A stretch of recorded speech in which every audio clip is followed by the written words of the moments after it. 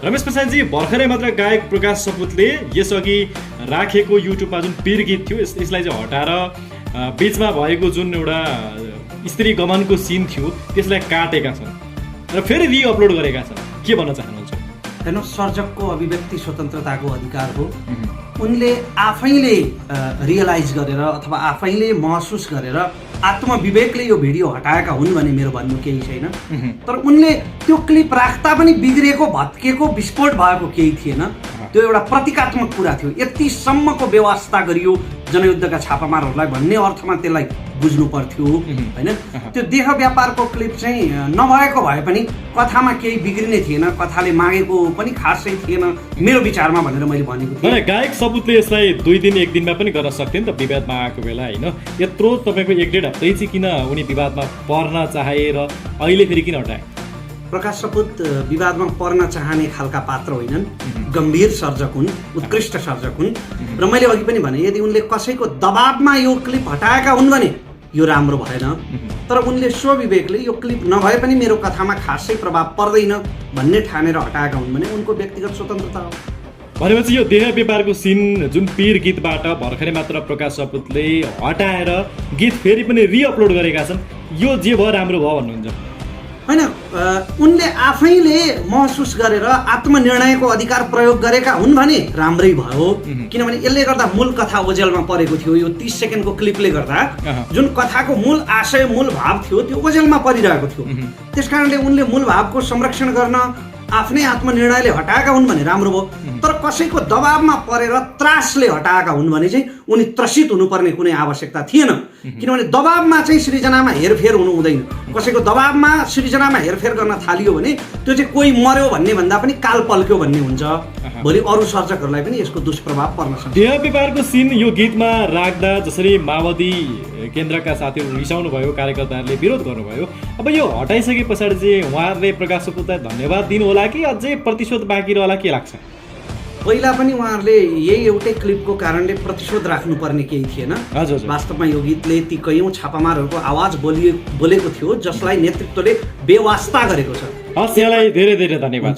प्रकाश सपुतको गीतले त यति बेला नेकपा माओवादीलाई चुनावको सङ्घारमा पिर पार्यो नि। यो त बेमौसमी बाजा भयो। यति बेला यो गीत आउनु पर्थ्यो भनेर माओवादी कार्यकर्ताहरूले भनिरहेका छन्, माओवादी नेताहरूले लेखिरहेका छन्, बोलिरहेका छन् सामाजिक सञ्जालमा। तपाईँ चाहिँ के भन्नुहुन्छ? सर्जकलाई सृजना कतिखेर गर्ने, कतिखेर त्यो सृजनालाई प्रकाशन प्रसारण गर्ने भनेर कसैले पनि त्यस्तो नियमन गर्न मिल्दैन। त्यसरी सर्जकलाई बाध्यताको पासोमा बाँध्न मिल्दैन। जहाँसम्म प्रकाश सपुतको गीतको प्रश्न छ, प्रकाश सपुतलाई यो गीत तुरुन्तै हटाऊ भनेर चेतावनी दिनु असाध्यै गैर जिम्मेवार, असाध्यै अराजनैतिक र असाध्यै असामाजिक तर्क हो। तर प्रकाश सपुतले आफैले महसुस गरेर त्यो गीतमा भएको एउटा क्लिप चाहिँ हटाएको भए उत्तम हुन्थ्यो, जहाँ जनयुद्धकालीन महिला छापामारलाई देह व्यापारीको रूपमा प्रस्तुत गरिएको छ। किनभने बाध्यता परेका सबै महिलाहरू देह व्यापार गर्दैनन्। धेरै भिडियोहरू हामीले यस्ता पनि देखेका छौँ, टेली चलचित्रहरू यस्तो पनि देखेका छौँ, नेपाली चलचित्रहरू यस्ता पनि देखेका छौँ कि जो गाउँबाट सहरमा पढ्न आउँछन् चाहिँ महिलाहरू, ती छात्राहरू जसले आफ्नो पढाइ पुरा गर्नका लागि त्यस्तो देह व्यापारमा लागेको पनि त देखाएको छ नि। अब यसमा के सबै विद्यार्थीहरू चाहिँ फिल्म हलमा गएर आन्दोलन गर्ने, शिक्षकहरूले चाहिँ विद्रोह गर्ने? सर, त्यसो भए तपाईँले ज्याला मजदुरी गरेर, पार्ट टाइम जब गरेर, 18 घन्टा काम गरेर अथवा विभिन्न कम्पनीहरूको मार्केटिङ गरेर आफ्नो पढाइ पुरा गर्ने, जीवन गुजारा गर्ने विद्यार्थीहरू पनि त देख्नु भएको होला नि। सोचाइको एङ्गलमा फरक पर्ने विषय हो। कसले कुन तरिकाबाट सोच्छ एउटा पेशा होइन नि त। दुःख पाएका महिलाहरूले देह व्यापार गर्छन् भन्ने चिन्तनबाट हामी अलिकति माथि उठ्नुपर्छ भन्ने मलाई लाग्छ। अभाव हुँदाखेरि अपनाउन सकिने अनेकौँ पेशाहरू छन् र महिलाहरूमा चाहिँ श्रम क्षमता पुरुषहरूको भन्दा कम हुन्छ भन्ने यो पितृसत्तात्मक सोच हो। महिलाहरू विभिन्न श्रममा सामेल भइरहेका छन्। म आफै पनि मेरी आमाको छत्र छायामा हुर्केको हुनाले महिलाहरूले आफूले आफ्नो अभावसँग मुकाबिला गर्नको लागि, आफ्नो दुःखको सामना गर्नको लागि अनेकौँ विकल्पहरू रोज्न सक्छन्। तर एउटा अर्को प्रश्न पनि छ यहाँ, जस्तो आज माओवादी कार्यकर्ताहरूको असाध्यै धेरै मन दुखिरहेको छ। मन कसको दुखिरहेको छ भने फेरि नेतृत्व पङ्क्तिको दुखिरहेको छैन क्या, जो बिचमा छन् नि, अलिकति राष्ट्रिय स्तरमा पनि परिचित भएका तर शीर्ष नेतृत्वमा पुग्न नपाएका अग्रपङ्क्तिमा पुग्न नपाएका त्यस्ता कार्यकर्ताहरूलाई बढी दुखेको छ। तर ती कार्यकर्ताहरूले एउटा प्रश्न चाहिँ के गर्नुपर्छ भने प्रकाश सपुतलाई प्रश्न गरिरहँदा आफ्नो नेतृत्वलाई के प्रश्न गर्न भुल्नु हुँदैन भने हो जनयुद्धकालीन महिला छापामारहरूले देह व्यापार गर्न सक्छन् भन्ने कुरामा मेरो पनि सहमति छैन। तर उनीहरू कहाँ छन् भनेर चाहिँ कसले सोधेको छ? जनयुद्धकालीन लडाकुहरू, त्यति बेलाका जनमुक्ति सेनाका योद्धाहरू, लडाकु भन्ने शब्द म प्रयोग गर्दिनँ, त्यो चाहिँ भाडाका सैनिकलाई भन्ने शब्द हो। ती छापामारहरू, ती योद्धाहरू जसले देशको लागि आफ्नो ज्यानको बाजी थापे, उनीहरू कहाँ छन् भनेर कहिले नेतृत्वले खोजेको छ? कहिल्यै कसैले उनीहरूको अवस्थाबारे सोधखोज गरेको छ? यहाँ ओमसरी घरतीहरू उपसभामुख भएका छन्, मीरा राईहरू विश्वधावक बनेका छन्, चाहिँ धेरै त्यो छापामार महिलाहरू नेपाली सेनामा आबद्ध छन्। अगाडिका उदाहरणहरू धेरै छन् नि, होइन? धेरै सांसद बनेका छन्, मन्त्री बनेका छन्।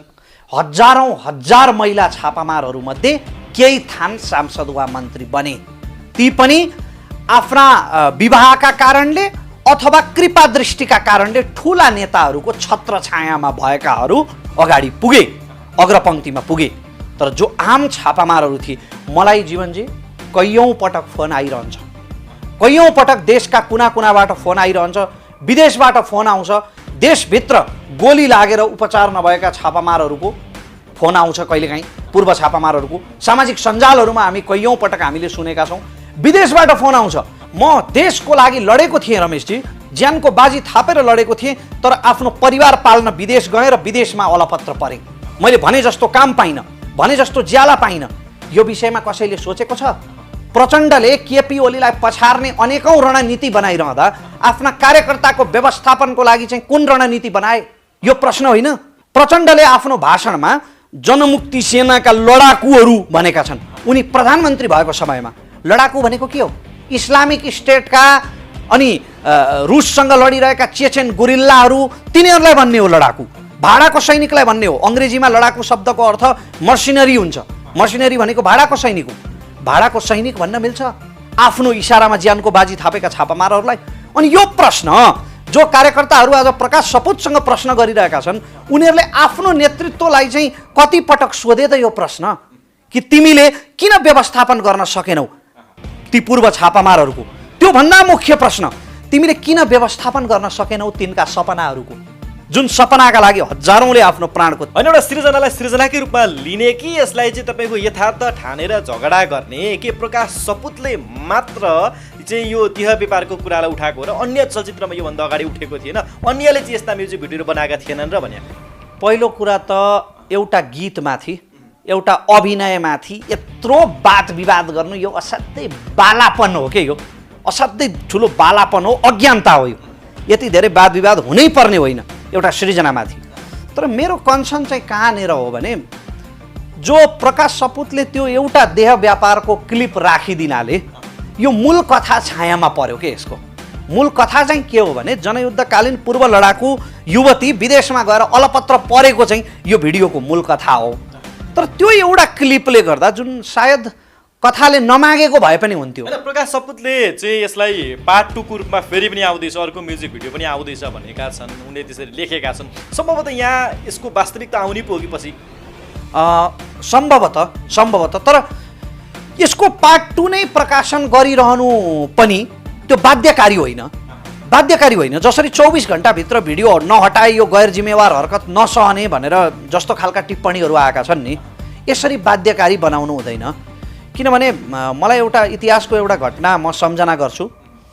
उत्तर कोरियाका तानाशाह किम जोङ उनको हत्या गर्नका लागि एउटा टोली चाहिँ उत्तर कोरिया पुगेको भनेर सोनी पिक्चर्स भन्ने एउटा अमेरिकन कम्पनीले त्यस्तो खालको कमेडी फिल्म बनायो। त्यो कमेडी फिल्ममाथि साइबर एट्याक भयो क्या। त्यसकारण माओवादीका नेता कार्यकर्ताहरूले यो गीतको सम्बन्धमा टिप्पणी गरिरहँदा यो सोच्नुपर्छ कि लोकतन्त्र चाहिँ हामीले कस्तो खालको समाज निर्माण गर्नका लागि ल्याएको हो त?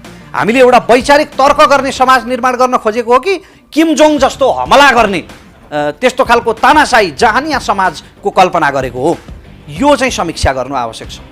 नेपालमा त्यस्ता धेरै चर्चित गायकहरू छन्, लोकगायकहरू छन् जो कहिले पनि विवादमा आउँदैनन्। तर प्रकाश सपुत यसअघि पनि शम्भु राईसँग चाहिँ गलबन्दी च्यातियो भन्ने गीतमा विवादमा परे, यो पटक पनि विवादमा परे। यसले चाहिँ नेपाली कलाकारिता क्षेत्रलाई कुन रूपमा चाहिँ विश्लेषण गर्न मिल्छ?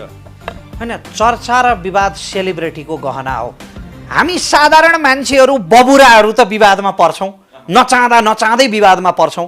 मैले एमसिसीको समर्थन गरेको थिएँ त कहिल्यै मैले एमसिसीलाई उत्कृष्ट भनेर प्रशंसा गरेको थिएँ त, आरोप त लाग्यो नि। तर रमेश प्रसाद त एमसिसीको समर्थक भनेरै प्रमाणित गरिदिए अहिले। कसरी प्रमाणित गरिदिए त भन्दा मैले बोलेका पिस टुक्रा काटेर टिकटकमा राखेर एमसिसीको समर्थन गर्यो भनेर प्रमाणित गरिदिए। मैले फेरि विरोध पनि गरेको थिइनँ है, समर्थन पनि गरेको थिइनँ। मैले केही बुँदाहरूमा संशोधन आवश्यक छ भनेको थिएँ, त्यसैलाई बङ्ग्याएर विवादमा ल्याइदिए। त विवाद र चर्चा भनेको सँगसँगै समानान्तर रूपमा जान्छ। जहाँसम्म प्रकाश सपुतको कुरा छ, यो सृजना गरिरहँदाखेरि उनले यसरी विवादमा परिन्छ भनेर अथवा विवादमा पर्नलाई नियोजित रूपमा त पक्कै गरेको होइन, र यो सृजनामा केही अनुचित पनि छैन, गर्दा गर्दै केही चाहिँ नगरेको भए हुन्थ्यो भन्ने लागेको हो। त्यसलाई चाहिँ तर्कपूर्ण तरिकाले व्यक्त गर्नुपर्छ, धम्क्याउने भाषा प्रयोग गर्नु। अब के छ त, प्रकाश सपुतले यो युट्युबबाट भिडियो हटाउनु पर्छ कि पर्दैन? माओवादी कार्यकर्ता र नेताहरू हटाउनु पर्छ भनेका छन्। कुनै हालतमा हटाउनु हुँदैन। आफूले गरेको सृजनाबाट आएको उपलब्धि र त्यसबाट आएको अब्जस दुइटै एउटा सर्जकले स्वीकार गर्नुपर्छ। उनको सृजनामा केही पनि अनुचित छैन। त्यो एउटा क्लिपमा आपत्ति छ, त्यो पनि प्रतीकात्मक हो। फेरि आखिर अभिनय त हो नि, त्यो यथार्थ त होइन। कुनै मिडियामा छापिएको समाचार हो त त्यो? कुनै मिडियामा छापिएको समाचार होइन। कुनै डकुमेन्ट्रीमा चाहिँ तथ्य डकुमेन्ट्रीमा छापिएको देखाइएको दृश्य होइन त्यो। एउटा सङ्गीतमा गरिएको अभिनय त हो नि, एउटा म्युजिक भिडियो हो। त्यसकारण यसमा यत्रो धेरै विवाद गर्नुपर्ने, यत्रो धेरै यसमा चाहिँ सामाजिक सञ्जालका दर्शकहरूको आँखा कान तताउनु पर्ने कुनै कारण छैन। कुनै पनि हालतमा भिडियो हटाउनु हुँदैन। एउटा कलाकार बारम्बार यसरी विवादमा पर्नुले चाहिँ उसलाई कस्तो रूपमा उभ्याउँछ? एउटा कलाकार भनेको त समाजको गहना हो, उसले सबैलाई लिएर हिँड्न सक्नुपर्छ। कुनै एउटा चाहिँ विशेष क्षेत्रलाई चाहिँ अगाडि सारेर एउटा विवादमा तान्नु चाहिँ कतिको चाहिँ सुयुक्ति हुन्छ, के लाग्छ? पहिलो कुरा त यो कुनै क्षेत्रप्रतिको प्रहार हुँदै होइन। यो देशले समाजले अनेकौं कालखण्डमा अनेकौं तरिकाले अनेकौं पटक दोहोऱ्याइरहेको प्रश्न हो। मलाई सम्झना छ, जनयुद्धका राम्रा पक्षहरूलाई चाहिँ देखाइएन। त्यहाँभित्रका साइड स्टोरीहरू जुन चाहिँ अप्ठ्यारा सारागारहरूलाई मात्रै बाहिर निकाल्ने काम भयो। जनयुद्धबाट भएका त्यस्ता परिवर्तनहरूलाई पनि त प्रकाश सपुतले चाहिँ अगाडि ल्याउनु पर्थ्यो। एउटा कलाकारको जिम्मेवारी हिँडेर राम्रो कुराले ल्याउनु भन्ने तर्क छ क्या उहाँहरू। प्रकाश सपुतले किन दोहोऱ्याइरहनु पर्यो जनयुद्धका उपलब्धि? बारम्बार ती उपलब्धिको ब्याज त खाइरहेकै छन् त माओवादीका नेताहरू। प्रत्येक चुनावमा खाइरहेका छन्, आफ्नो जीवनशैलीमा खाइरहेका छन्, आफ्ना प्रत्येक भाषणमा खाइरहेका छन्। यिनीहरूसँग वर्तमानको के एजेन्डा छ र? तिनै छापामारहरू शहीद भएर ल्याएका ऐतिहासिक उपलब्धि बेचेर त खाइरहेका छन् नि यिनीहरू। अनि ती उपलब्धि प्रकाश सपुतले किन फेरि बारम्बार दोहोऱ्याइरहनु पर्यो? प्रकाश सपुतको यो ती कुराहरू दोहोऱ्याउनु पर्छ जुन छायामा परेका हुन्छन्। तपाईँले असाध्यै ठुलो लाउड भोइस भएको मान्छेको वकालत गरिरहनु पर्दैन नि आफ्नो क्यामेराबाट। तपाईँले ती मान्छेहरूको वकालत गर्नुपर्छ जो आवाजविहीन छन्, जसको आवाज कसैले सुनेको छैन, जसको दर्द जसको पीडा कसैले देखेको छैन। र साँच्चीकै ती पूर्व छापामारहरू अन्यायमा परेका छन्। त्यसकारण अन्यायको उजागर गर्नु एउटा सर्जकको धर्म हो। यो धर्म निभाएकोमा धन्यवाद दिनुपर्छ प्रकाश सपुतलाई। प्रकाश सपुतमाथि अहिले जुन किसिमको सामाजिक सञ्जालबाट माओवादी कार्यकर्ता र आम जो प्रकाश सपुतलाई सपोर्ट गरेका छैनन् उनीहरूले आवाज निकालिरहेका छन्, यो चाहिँ प्रकाशप्रतिको अनि एउटा सृजनाप्रतिको अन्याय हो कि होइन? प्रकाशप्रतिको अन्याय हो होइन। कुनै पनि सृजनाको विषयमा फेरि सृजनामाथि टिप्पणी गर्ने सृजनाको पनि दायरा होला नि त, कतिसम्म देखाउन पाउने, सृजना चाहिँ स्वतन्त्रताबाट चाहिँ निस्किने एउटा तत्त्व हो भन्दैमा सृजनाको दायरा भन्दा माथि के देखाइएको छ त त्यहाँ? भन्नुहोस् न।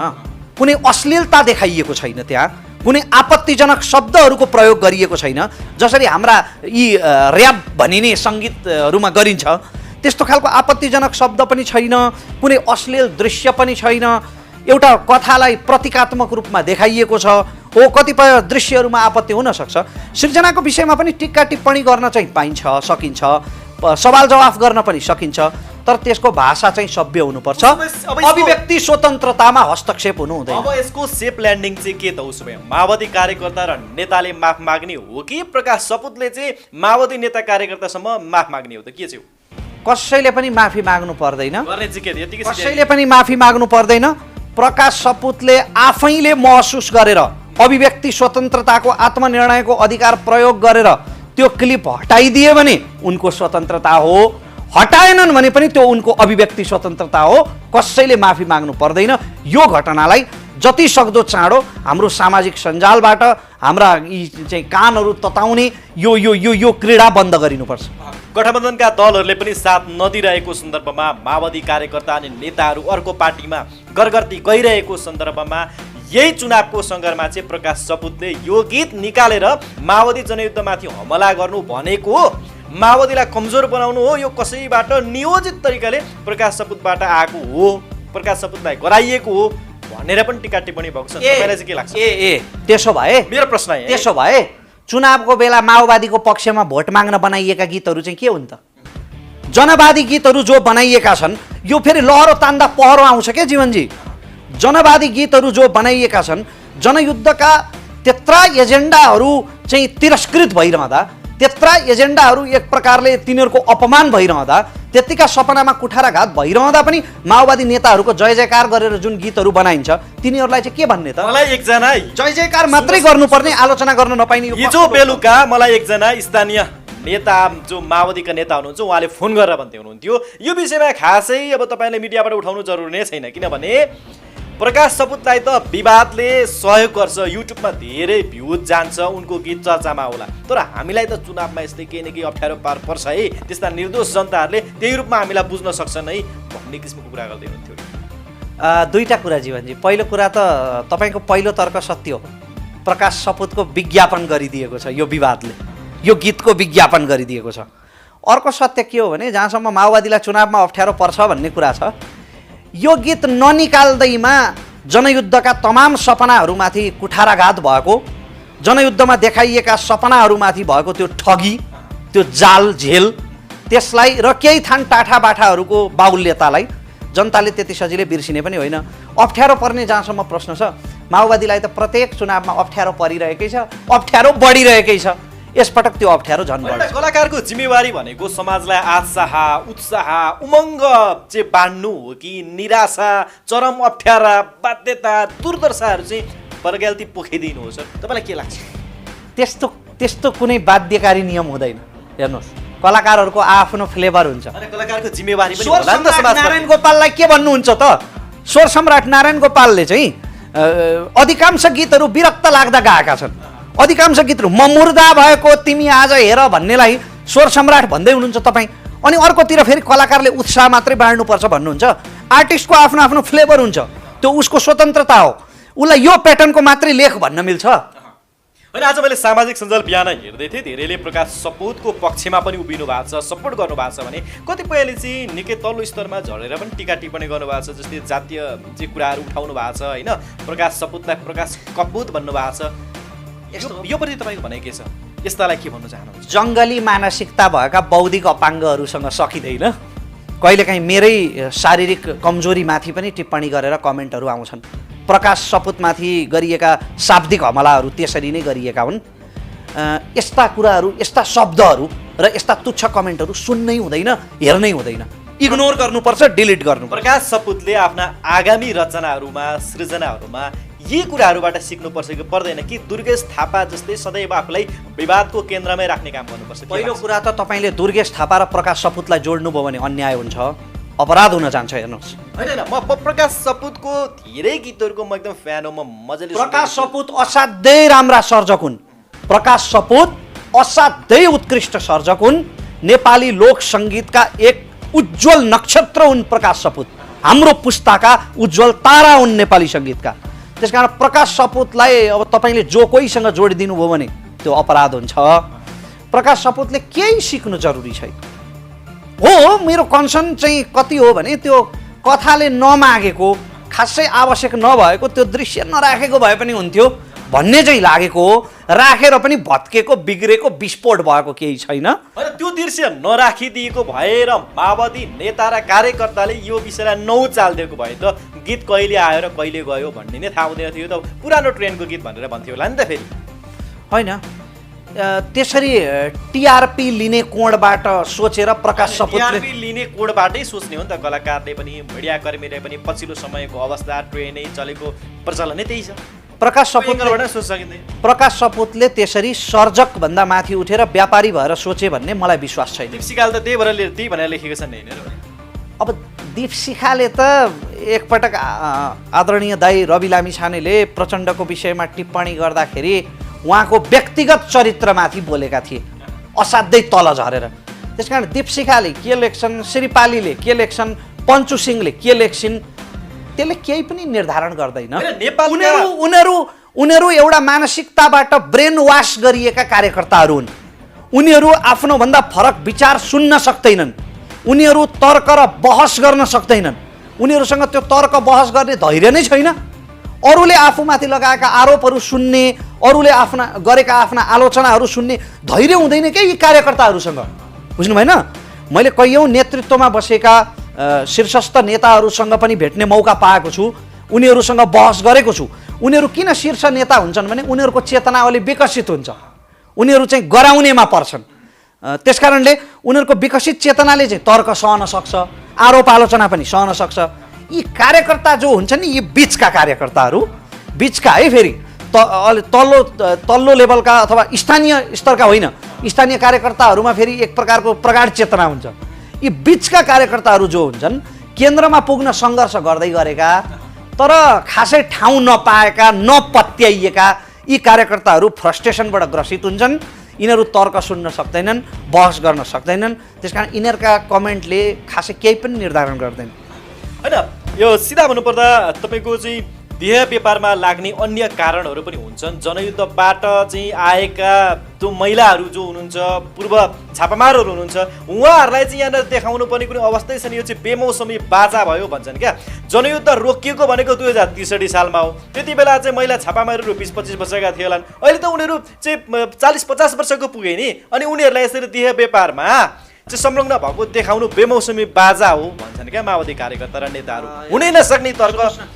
यो उमेरलाई मापदण्ड बनाएर प्रश्न गर्नुभयो भने म यसको उत्तर नदिने स्वतन्त्रताको प्रयोग गर्छु। यो त मेरो प्रश्न होइन, स्वभावैले चाहिँ उहाँहरूले गरेका प्रश्नलाई मैले तपाईँसँग राखेको त यो प्रश्न चाहिँ असाध्यै भद्दा हुन जान्छ। 40-50 वर्षको महिला अहिलेको समयमा देह व्यापारमा लाग्छ त भन्ने चाहिँ उहाँहरूको प्रश्न। को चाहिँ लाग्नुपर्ने त?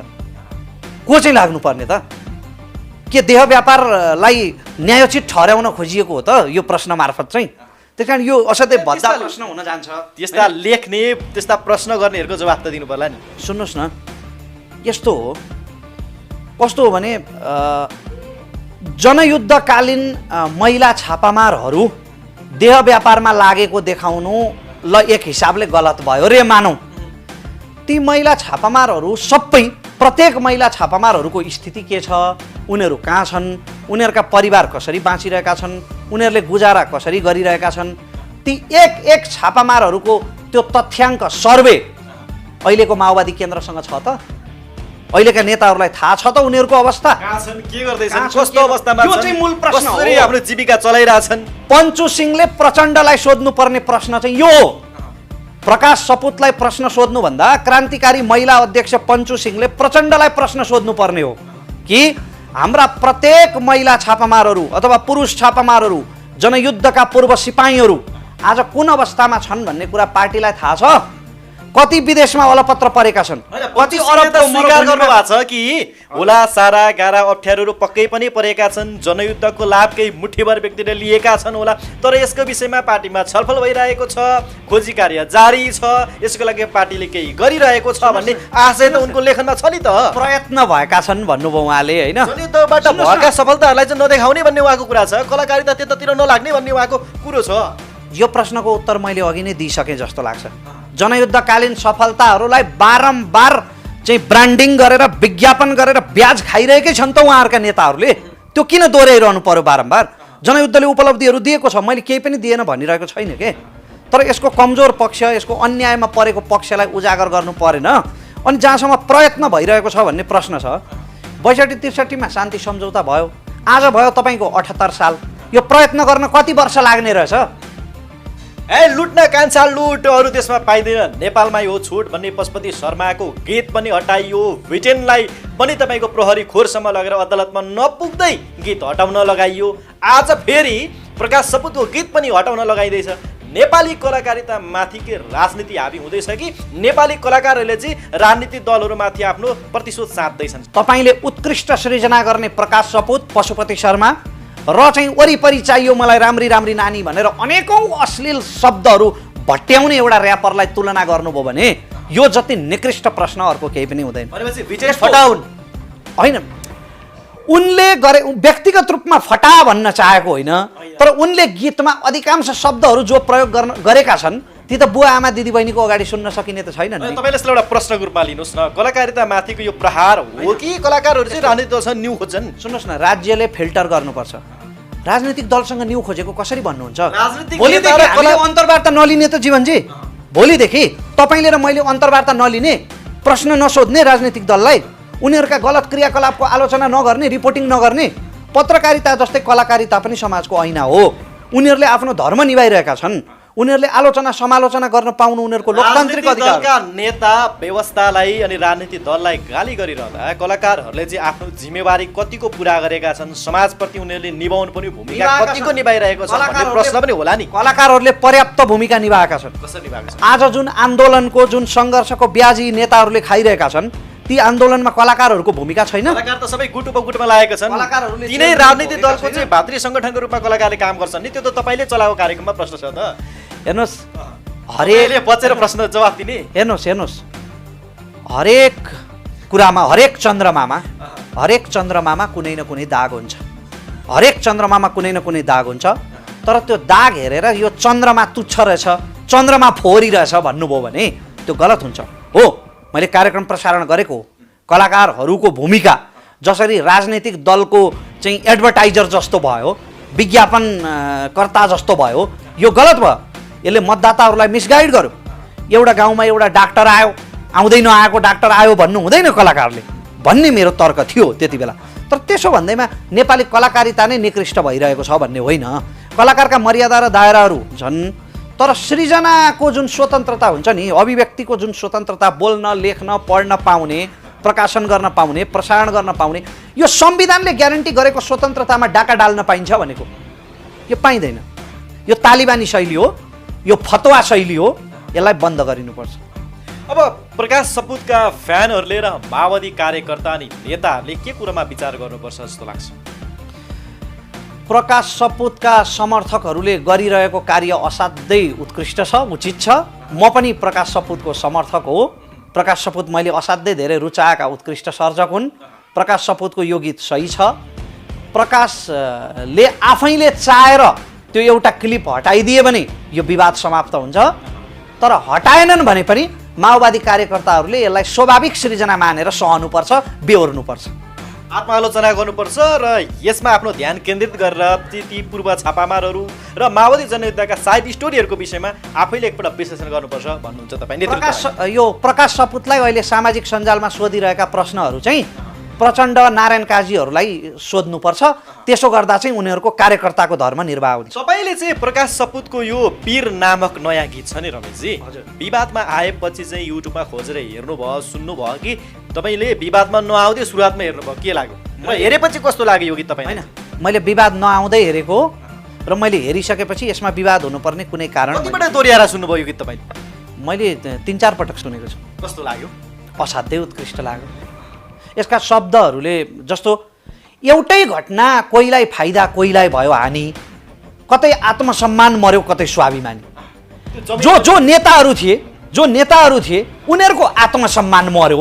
हेर्नुहोस्, होइन, गोली थाप, तिमी रगत देऊ, म तिमीलाई स्वतन्त्रता दिन्छु भन्ने जस्ता भाषण गर्दै मान्छे उराल्ने, उचाल्ने र चाहिँ चल्दै गरेको मेसिन गनको ब्यारल समाउन चाहिँ उत्प्रेरित गर्ने, तातो ब्यारल समाउन उत्प्रेरित गर्ने, आफू पछाडि बसेर आफू खोला कट्ने, अरूलाई छाती थाप्न प्रेरित गर्नेहरूको आज आत्मसम्मान मर्यो। तमाम एजेन्डाहरू बिर्से, शहीदको रगत बिर्से। स्वाभिमान कसको मर्यो?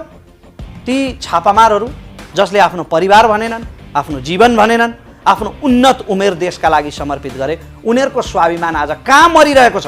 अरबका भेडा चराउने मरुभूमिहरूमा मरिरहेको छ। यो गीत जब तपाईँले सुन्नुभयो, सुन्दै गर्दा सबैभन्दा धेरै चाहिँ रमेश प्रसाईले कसलाई सम्झिनुपर्छ? मैले के कुराको याद आयो के तपाईँ? म गणतन्त्र एफएममा काम गरेको जीवनजी, यो गीत सुनिरहँदा असाध्यै धेरै पूर्व छापामारहरूसँग मेरो घनिष्ठता छ। यो गीत सुन्दा मैले गणतन्त्र एफएम, मैले काम गरेको रेडियोका अहिलेका प्रबन्ध निर्देशक रोहित बस्नेत डेभिडलाई सबभन्दा बढी सम्झेँ। किनकि तपाईँ प्रगतिशील गीतहरूको एउटा कार्यक्रम चलाउनु थियो आस्थाका स्वरहरू, जहाँ माओवादी जनयुद्धका चाहिँ गीतहरूको विषयमा विश्लेषण हुने गर्थ्यो समाजसँग जोडेर, क्रान्तिकारी गीतहरूको कुरा हुन्थ्यो। जनवादी गीतहरू बस्थे र म त्यो कार्यक्रममा अहिलेका समसामयिक घटनाहरूलाई मार्क्सिस्ट दृष्टिकोणबाट विश्लेषण गर्थेँ। आस्थाका स्वरहरू भन्ने कार्यक्रम अलिकति गाह्रो सुनाइदिनुहोस् न रमेश, यो पीर नामक गीत कस्तो हुन्छ तपाईँको आवाजमा अलिकति हामी सुन्न मन लाग्यो। दर्शकले सुन्न चाहनु भएको छ, गाउन लगाइन भने त दर्शकले मलाई छोड्नुहुन्न होला। मेरो र प्रकाश सपुतको प्याटर्न असाध्यै फरक छ। फ्लेभर मिल्दैन, आवाजको टोनै मिल्दैन। यद्यपि सुनौ न कस्तो हुन्छ। मैले गाउँदाखेरि प्रकाश सपुतको त्यो त्यत्रो सुमधुर आवाजको अपमान पनि हुन सक्छ।